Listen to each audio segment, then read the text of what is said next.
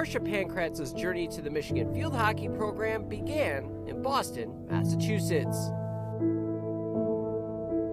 I grew up in a neighborhood of 15 boys, so I just played sports all day, every day outside. I didn't really know any difference. I just thought we all got to play sports if we felt like playing sports.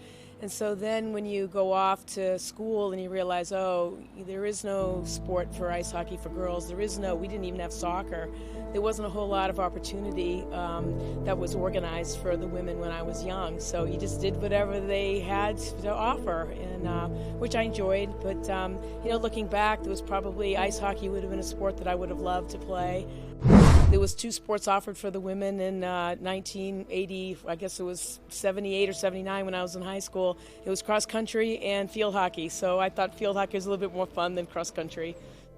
Pankratz went on to play in college at Iowa, where she was a 2-time All-American, winning the Big Ten Medal of Honor in 1986.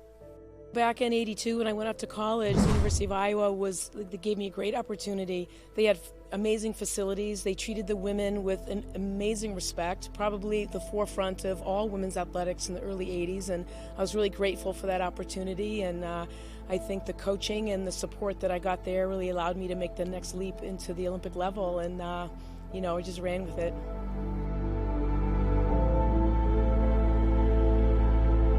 I always knew I wanted to be in the Olympics. I wasn't thinking it was going to be in field hockey, but it was the sport that I started to play first, and I just went with it and was given a lot of opportunity once I got to college to be able to pursue it at the highest level.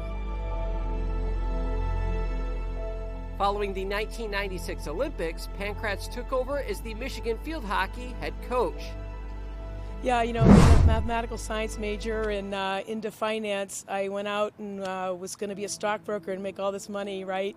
But then, my parents were teachers, and I realized that's really my passion, is to teach. And I thought, gosh, I could teach math or I could teach field hockey, and I'm a bit more of an expert at field hockey than I am math. And I thought, who cares what the genre is? You're helping young people and teaching them to be great women. And I just thought, what an awesome opportunity to do that. But it wasn't long before the Wolverines became a collegiate powerhouse. U of M went from worst to first in the Big Ten in just her second year at the helm. By her 4th season, Michigan was the NCAA runner-up, and in 2001, she led her team to its first national title in program history, becoming the first women's team at Michigan to accomplish the feat.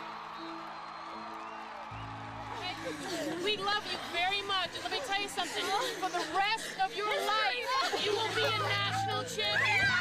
Well, I think at the time we weren't thinking about that. The athletes are just thinking, let's win a championship for Michigan. And win a championship because they've worked so hard.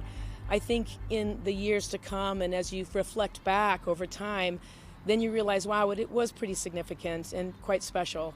And like I always tell the players, for the rest of your life, you'll be a national champion, and that is certainly true.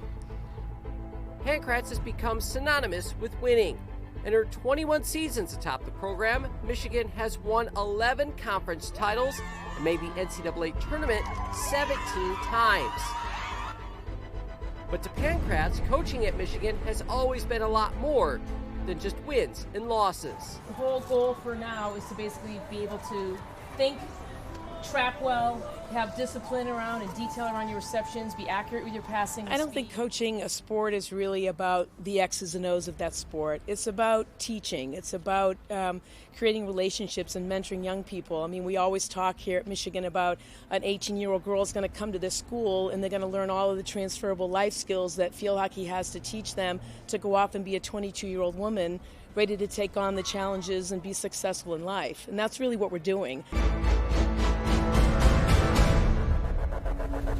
When the alums come back from my era and they're like, oh boy, the girls now have no idea what it was like and they have everything. And I look at them in all seriousness and say, yeah, that's what we were fighting for, that the players today would have no concept that there was a difference between the men and the women, that they weren't given opportunities back then. They don't know that. That's exactly what we were fighting for. So I think we've come a long way.